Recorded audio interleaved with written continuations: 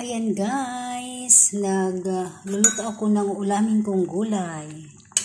Oh, yummy. Napaka-healthy gulay guys. Broccoli and cauliflower. Ayan guys.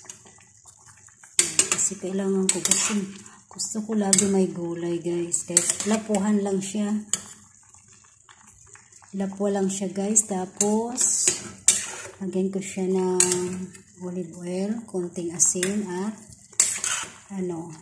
pamintang durog. Ulam na guys. O, diba guys? Yummy, yummy!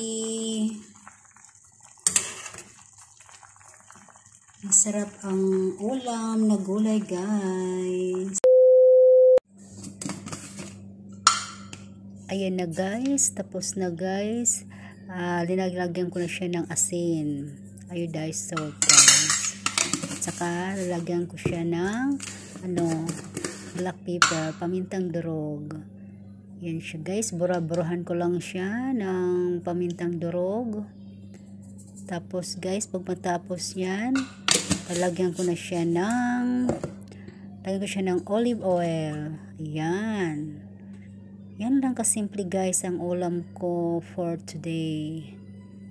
Yan lang guys. That's all for today's vlog.